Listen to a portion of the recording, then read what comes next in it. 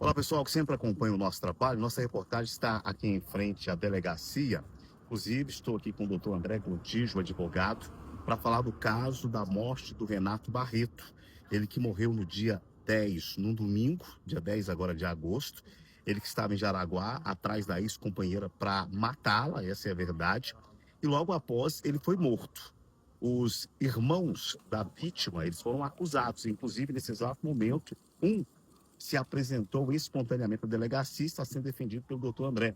Doutor André, queria que o senhor falasse mais uma vez, explicasse esse caso do Marovilton, que se entregou aqui na delegacia, que é acusado por esse crime. Wellington, esse crime é um crime bárbaro, né? Todo crime é bárbaro, mas o que nós temos que ter em mente é os motivos que levaram os irmãos a procurar a vítima para conversar. Inicialmente, a ideia era conversar com o Renato.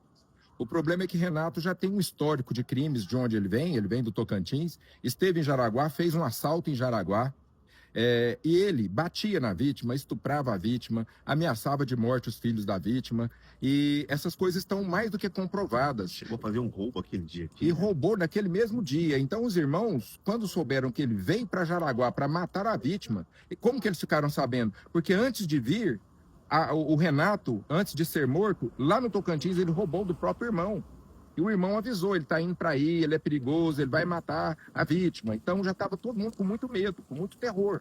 Quando ocorreu os fatos, os irmãos encontraram com ele, foram conversar com ele. Ao invés dele ter uma conversa bacana, ele se dirigiu em direção aos irmãos como se fosse atacá-los.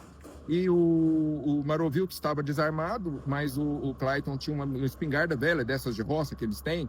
E aí o Clayton tentou assustá-lo com a espingarda e ele continuou vindo. Infelizmente, houve um único disparo e o Renato morreu.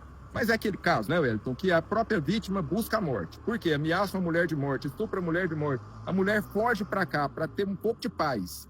Ele vem para matar, né? É terrível. Ainda vem aqui, ainda rouba em Jaraguá. Então é um caso daqueles que a Justiça de Jaraguá, ela tem olhos abertos para esse tipo de coisa. Crime aqui não é admitido. Mas quando tem uma justificativa plausível, e no caso, eu diria para você, Wellington, que se fosse uma irmã minha, eu faria a mesma coisa, com o perdão da palavra aos familiares da vítima. Mas qualquer pessoa que sair de um lugar para matar um irmão meu, para matar um familiar meu, pode ter certeza que não vai ser de graça. A defesa acredita, e a família, que se não acontecesse isso, hoje a Marineide poderia estar morta? Eles têm certeza disso. Inclusive, Wellington, quando a primeira matéria que o jornalismo, através de você, publicou no Instagram, pessoas do Tocantins que acompanham a esposa do Renato, que faleceu, colocaram embaixo várias mensagens de apoio. Teve uma que é vizinha, falou, eu ouvia os gritos dela quando ele batia nela, a gente não denunciava por medo.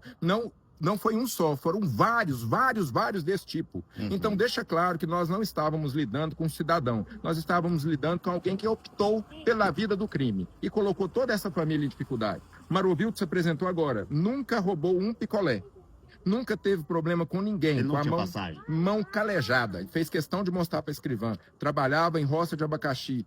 Todos os ex-patrões dele, atual patrão dele, ligou oferecendo ajuda, ajudando a suportar as despesas, que eles são pessoas muito pobres, muito simples. Então nós temos aqui uma família de pessoas simples que infelizmente entraram nesse dilema sem querer.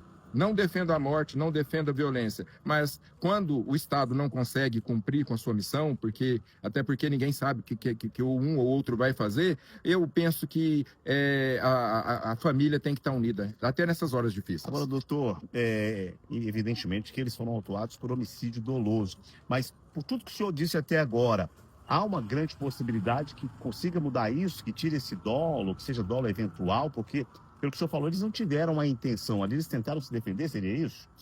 Wellington, ao que tudo indica, pelo depoimento que o Marovilton deu, e é uma pessoa muito simples, muito humilde, ele deixou claro que quando eles pararam o veículo para conversar, simplesmente conversar com o Renato, intimidar o Renato mesmo, falar para não fazer nada com a irmã, ele falou, vou achar a sua irmã, vou pegar ela de qualquer jeito. E ele veio em direção ao carro, o Marovilton sai do carro, passa por trás do carro e fica junto com o Cleiton que está do outro lado. Cleiton desce com a espingarda, ele continua vindo. Eles tinham certeza que seriam agredidos. Então nós temos aí uma possível legítima defesa, nós temos uma outra questão que seria inexigibilidade de conduta diversa, que é quando nós não podemos exigir que o réu haja de forma diferente. Veio para matar a irmã, Você vai alertar o cara, conversar com o cara, ele vem em sua direção. Então nós não poderíamos exigir que eles abraçassem o réu e pedissem, humilhassem para o réu, porque eles poderiam ser assassinados também.